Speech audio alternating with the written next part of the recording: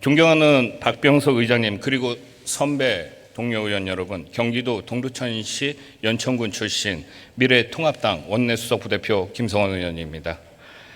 오늘 이 자리에서 여야 합의 없는 첫 본회의 이후에 또 여전히 여야 합의 없는 본회의에서 발언하는 제 심정은 제1야당 원내수석으로서 참으로 참담하고 착잡한 그런 심정입니다. 문재인 대통령께서는 연일 여야 협치를 말씀하시고 계시는데 거대 여당인 민주당에서는 수적 우위를 내세워 야당을 무시한 채 밀어붙이고 있는 그런 상황입니다. 이런 것들을 어떻게 봐야지 됩니까? 대통령의 말이 통하지 않는 대통령 레임덕이 왔다고 봐야지 되는 겁니까?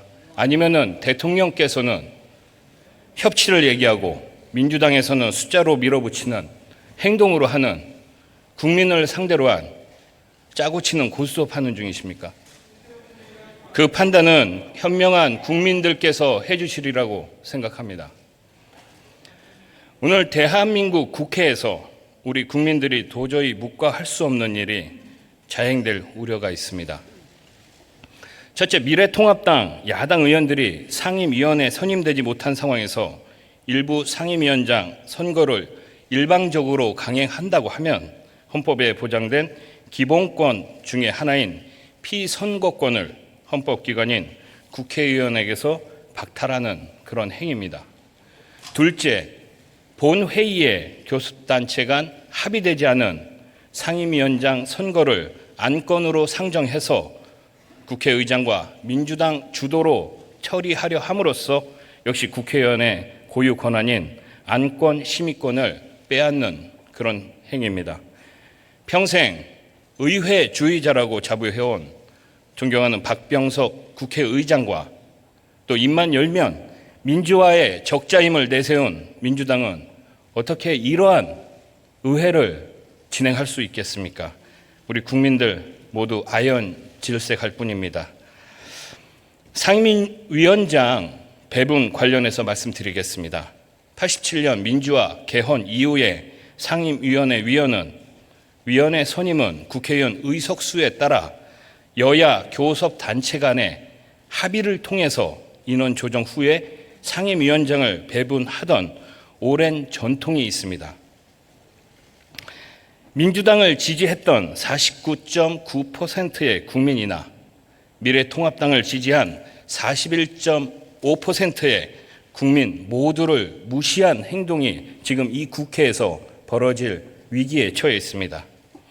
국회는 모든 국민들의 목소리를 듣고 국회 합의를 통해서 국민들의 목소리를 하나로 모아서 나아가야 된다는 것이 국민들의 준엄한 뜻입니다.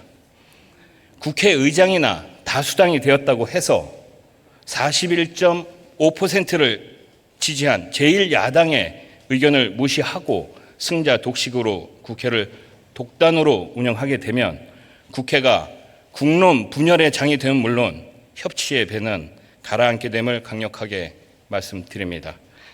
견제되지 않은 권력은 반드시 저주받게 되어 있다는 말씀도 또한 드립니다.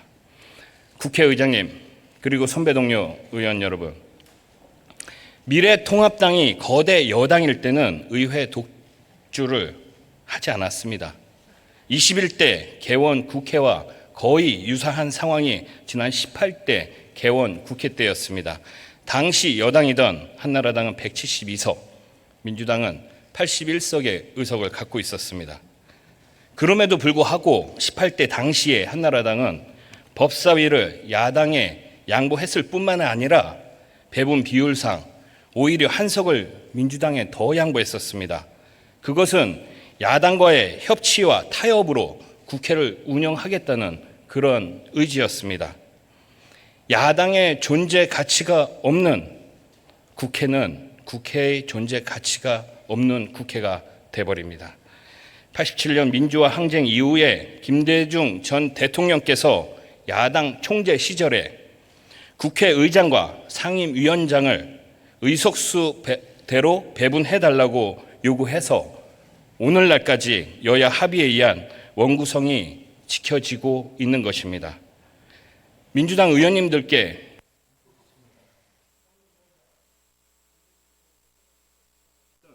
상임위원장의 여야 합의의 오랜 전통이 민주당이 야당일 때와 여당일 때 다르게 되는 것입니까? 똑같이 적용해 주시길 바라겠습니다. 마이크 꺼졌지만 조금 더 말씀드리겠습니다. 조금 경청해 주시기 바랍니다.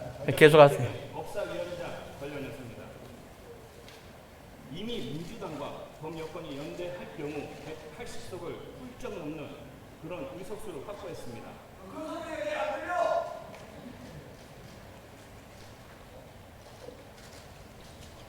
대선을 제외한 모든 법안을 단독으로 처리할 수 있는 그런 힘을 가진 그런 국민의 뜻이라고 얘기하는 그런 상임위원 수를 가지고 있습니다. 무엇이 두려워서 법사위원장 그것을 못 내놓는 것입니까? 야당의 존재 가치를 인정해 주시고 국회의 존재 가치를 인정해 주십시오. 오늘 176석의 거대 여당 의석으로 인해 야당을 무시한 채 상임위 단독 처리를 진행한다고 하면 우리 미래통합당은 앞으로 국회 의사 일정에 전혀 동참할 수 없음을 다시 한번 말씀드립니다.